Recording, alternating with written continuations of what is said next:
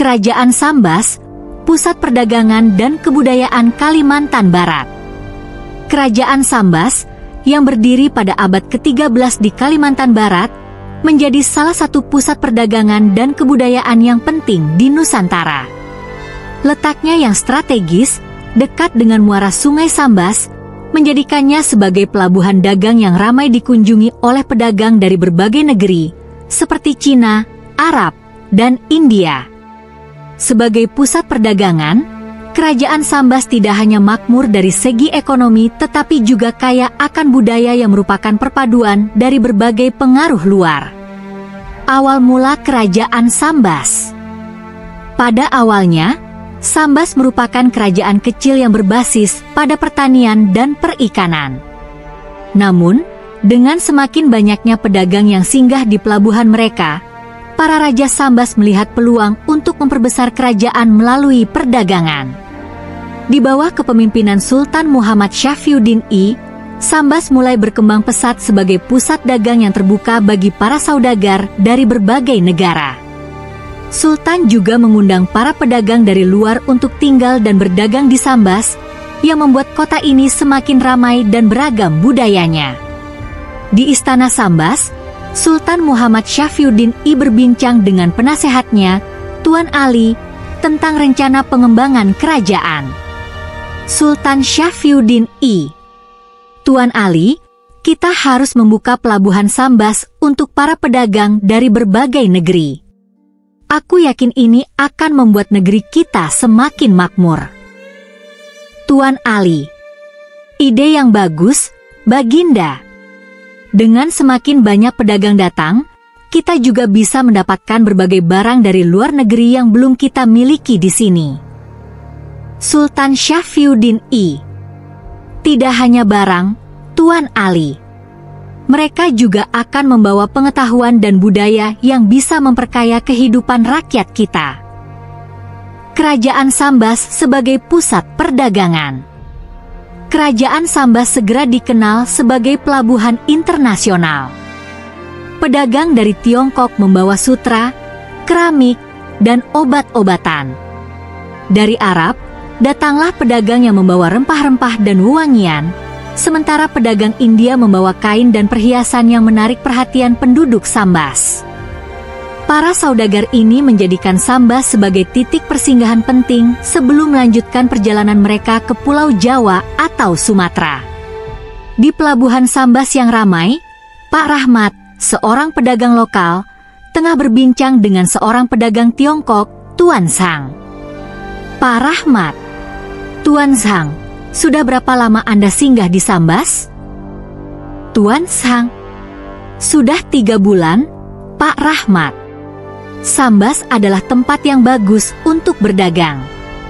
Orang-orang di sini sangat ramah, dan barang-barang dari Tiongkok pun laku keras. Pak Rahmat, Sultan kami memang membuka pintu bagi pedagang dari mana saja. Beliau ingin agar rakyat kami dapat belajar banyak dari orang-orang seperti Anda. Tuan Sang, saya mengagumi kebijakan itu, Pak Rahmat. Saya merasa nyaman berdagang di sini dan senang melihat budaya kita saling bertukar dan menghormati. Pengaruh budaya dan penyebaran Islam. Selain perdagangan, Kerajaan Sambas juga menjadi tempat bertemunya berbagai budaya. Sultan Sambas dan para penguasa lainnya mendorong interaksi budaya ini yang berperan penting dalam memperkenalkan Islam di wilayah Sambas. Islam pertama kali masuk ke Kerajaan Sambas melalui pedagang Arab dan India yang membawa ajaran agama bersama mereka. Para Sultan Sambas kemudian menjadi pemeluk Islam, dan dengan itu, kerajaan mulai mendorong rakyatnya untuk memeluk Islam sebagai agama resmi. Di sebuah masjid yang baru dibangun di kota Sambas, Pak Ahmad, seorang ulama dari Arab, tengah berbicara dengan Pak Usman, seorang warga Sambas yang tertarik untuk mengetahui lebih banyak tentang Islam.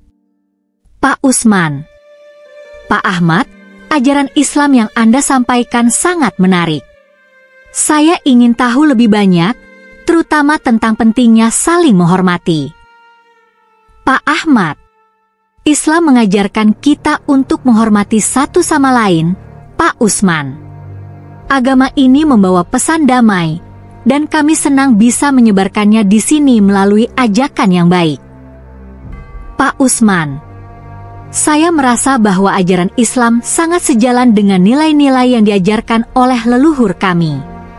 Mungkin itu sebabnya agama ini cepat diterima di Sambas. Pak Ahmad, benar sekali. Islam tidak datang untuk menggantikan budaya, melainkan untuk memperkaya dan membawa kedamaian bagi kita semua. Kejatuhan Kerajaan Sambas. Namun, kejayaan Kerajaan Sambas mulai menghadapi tantangan ketika Belanda tiba di wilayah Kalimantan pada abad ke-17. Belanda berusaha menguasai jalur perdagangan di Kalimantan Barat, termasuk Sambas, untuk memonopoli perdagangan rempah dan menguasai sumber daya alam di wilayah tersebut. Akhirnya, setelah serangkaian konflik dan tekanan, Kerajaan Sambas kehilangan kedaulatannya dan menjadi bagian dari kekuasaan kolonial Belanda. Di masa sulit tersebut, Pangeran Agung, salah satu keturunan Sultan Sambas, berbicara dengan salah seorang panglimanya, Pak Kadir, yang prihatin dengan kehadiran Belanda. Pangeran Agung, Pak Kadir, kita harus menemukan cara untuk mempertahankan kebebasan kita. Belanda telah mengambil terlalu banyak dari kita. Pak Kadir, benar, Pangeran. Namun, kekuatan mereka terlalu besar dan kita tak memiliki cukup pasukan untuk melawan mereka secara langsung. Pangeran Agung, aku tahu. Tapi aku tidak rela melihat tanah ini jatuh begitu saja. Kita akan melawan dengan cara apapun yang kita bisa. Penutup. Kerajaan Sambas adalah salah satu kerajaan yang meninggalkan jejak besar dalam sejarah perdagangan dan budaya di Kalimantan Barat. Sebagai pusat perdagangan, Sambas membuka pintu bagi interaksi antar budaya yang memperkaya kehidupan masyarakatnya. Namun, kejayaan ini tak bertahan selamanya, dan akhirnya Kerajaan Sambas jatuh di bawah kekuasaan Belanda.